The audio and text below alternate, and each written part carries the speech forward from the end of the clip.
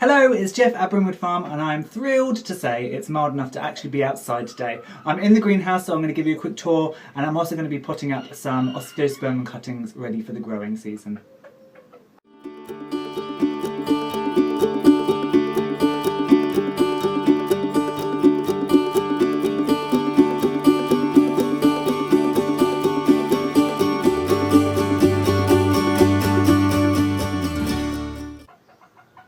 So, first off, I've had a nice tidy this morning, so it's all nice and clean. Apart from the windows, I need to do the glass. As you can see, there is bird poop and all sorts above. But I've got loads of cuttings on the go. So last year I did quite a lot of cuttings. I've done lots of pyracantha, which is also firethorn, so I can put it along my hedge because of the break-ins. I've got a couple of little delphinium seedlings. These are some annuals from last year, some coreopsis. I've just cut off the tops and they'll continue growing this year. Some baby hebe cuttings. Some more cuttings here of some shrubs, Nicotiana that I've overwintered, some penstemon cuttings, some more pyracantha, some succulents which I'd totally forgotten about, and actually they seem to have thrived. A few little lupins in here, some more Nicotiana, some choisia cuttings, and then these are my canna lilies. They've just been literally left in here with all the foliage on to dry out all winter season. Now I've just popped them into trays, I've added some water, and so the growth should start to get up some new fresh shoots. But what we're going to do today is I'm going to actually separate and pot up these Osteospermum cuttings that have been in the lean-to, but I want to put them into individual pots now so they can get ready for planting them out and giving them to customers and things. Now, Osteospermums are probably one of the easiest flowers or plants you will ever have to take cuttings of. You can literally, I could take more cuttings off these. You literally just cut above a bud, take the bottom leaves off, shove it in some soil or even a jam jar and it will create roots. It's that easy. Now you can see actually there's a couple of buds on this one, they're coming through, and then this one is also nearly to flowering, but I want to split them into separate pots. And it's super easy to do. I'm using John Innes #1 as a potting up compost. Now for much smaller seedlings that you want to grow on, this would be perfect. For these, it's not so needed because they've got really healthy root growth and they're kind of good plants now. They're not even seedlings, they're cuttings that have really come on. But that's what I've got, so that's what I'm using. We've got some wonderful growth here. And you can see, oh, that one hasn't actually got any roots on it, how bizarre. So just shake it all off, and they'll basically fall apart. Right, so here we go. So you've got your cutting and your roots. And actually what I'm going to do is I'm going to nip the flowers off, because I want, when I put these up, I want it to go into the root production, not flower production. So we've got 1, 2, 3, 4, 5, 6, 7. Now the best thing to do before you do this is actually make sure your soil is nice and moist, because it will come apart far easier than if it's really dry. And actually these came apart quite easy. Sometimes the roots have got so tangled that you really need to pull them apart.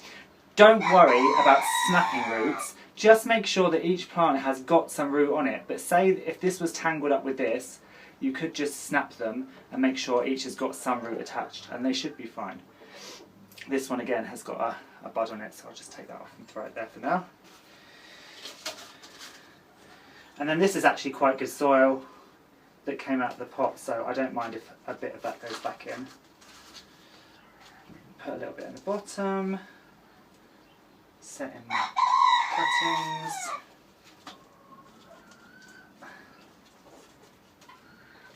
Now I'm not going to water these from the top, I'm just going to press it all down and then I'll stand them in a tray of water. That makes life far easier. And also you don't run the risk of pouring the water in too heavily and then it pushes all your soil back out.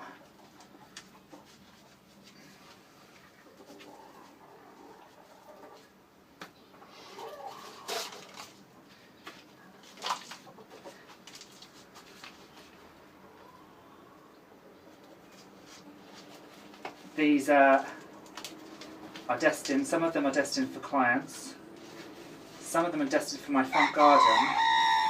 I want to plant up a pot with cannas that you saw in the greenhouse, in the little tour I just did, and then Osteospermums filling the base. So you'll have huge canna flowers and those big beautiful exotic leaves coming at the top, and then around the base you'll just have all this little soft foliage and these daisy-like flowers cascading over the edge of the pot.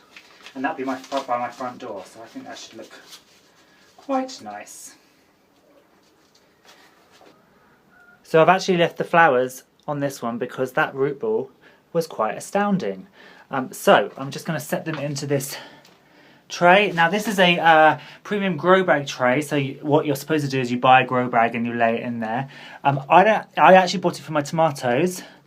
I don't plant my tomatoes in a grow bag. I actually grow my tomatoes in pots. And then I train them up these pieces of string up to here, and then when they get to this height I cut the tops off.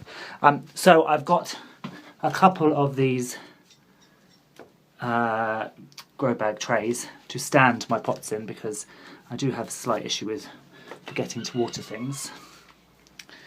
But for now, those Osteospermums will sit there quite happily, along with a few cucumbers, one of which I bent the stem this morning, hence why thank goodness I planted more than I actually needed. And then these are little alpine asters, and last year I've got 3 varieties. I've got a white, a pink and a purple, and last year I took out my tiny paintbrush and I did some cross-pollination, and these are some resulting babies. So I'm going to grow these on, and hopefully I might get an interesting new hybridised flower. I haven't got many seedlings, so the likelihood of a mutation is low, but you never know, I might be lucky.